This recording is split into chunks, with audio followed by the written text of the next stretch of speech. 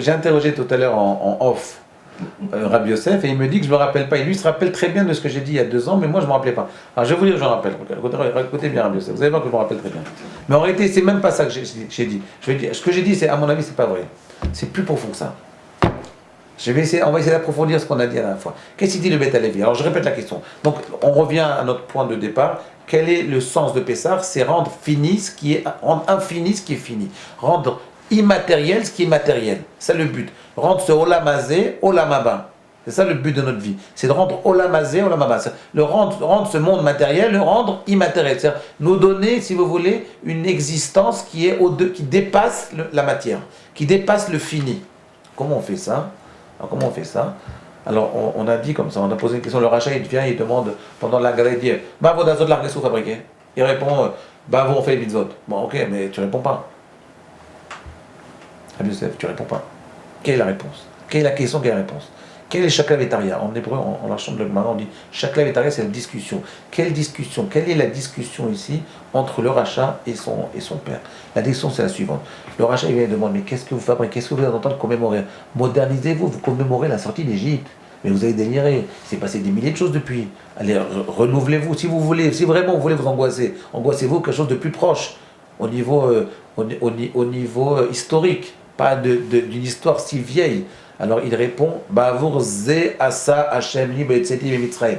Le Beth Halevi nous dit, quelle est la réponse du papa, du rabbin? C'est de dire, Bavour Ze. Ça veut dire que le but de la vie, c'est faire les mitzvot. Ce qui donne l'éternité aux Juifs, c'est de faire les mitzvot. Et ce qui s'est passé, l'histoire de la sortie d'Égypte et de la sortie de l'exil d'Égypte, de la sortie de cet exil, c'est juste un moyen pour arriver à faire la mitzvah qui est l'essence du juif. Parce que la mitzvah, c'est ça qui donne l'éternité au peuple juif. C'est ça qui donne le netzach au peuple juif. L'histoire, c'est juste un moyen. C'est-à-dire qu'en réalité, qu'est-ce qu'il lui dit? Le papa, il lui dit, l'essence précède l'existence. Il dit, le plus important, c'est l'essence. L'essence du peuple juif. L'essence du peuple juif. C'est ça qui précède l'existence. L'histoire qu'on a eue, c'est un moyen pour arriver à faire la mitzvah. Nous, on pensait qu'on est sorti d'Égypte. Et donc, on va commémorer cet acte-là, comme ça il pensait le rachat.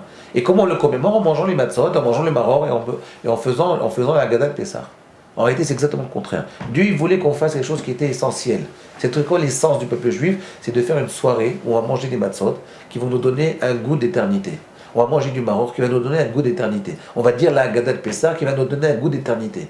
Et comment on fait pour que tous les juifs du monde, pendant des centaines d'années, des milliers d'années, ils fassent ces mitzvot-là qui vont leur donner cette éternité? Comment on fait ça? Eh bien, on va créer une histoire.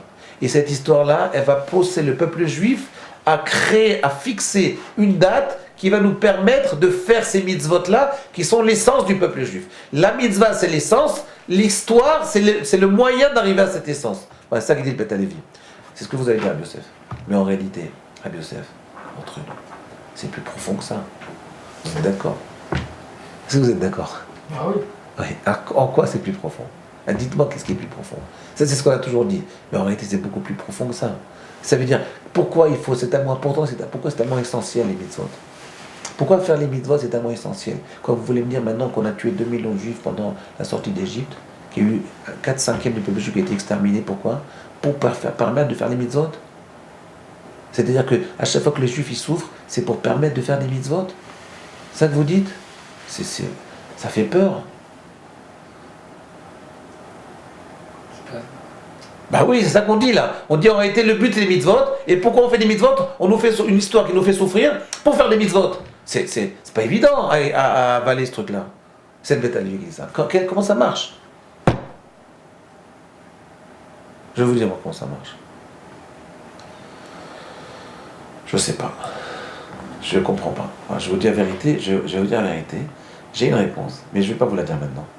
Si je veux vous réfléchir, parce que c'est une réponse tellement importante. C'est sûr qu'on n'atteint pas l'éternité gratuitement. Alors vous allez me dire, mais quand même, ça vaut le coup de tellement souffrir. La dernière fois, j'ai mangé chez quelqu'un, il m'a dit oui. Mais tellement de souffrance, on finit pas, maintenant encore une recherche. Tout le temps, on ne va pas nous lâcher. On a l'impression que c'est presque dans la destinée du peuple juif de souffrir. C'est une vie, ça. Et pourtant, vous voyez Purim, vous avez vu quand la simcha qu'il y a dans les rues de Jérusalem à Purim, il n'y a pas une plus grande joie au monde que la simcha de Purim chez les jeunes et chez les moins jeunes à Jérusalem. Il n'y a pas une plus grande simcha dans le monde. Vous pouvez vous balader dans toutes les soirées mondaines du monde entier, vous ne trouverez jamais cette simcha aussi pure, aussi claire, aussi nette que la simcha de Purim. Alors comment ça marche? Pourquoi tellement de souffrance?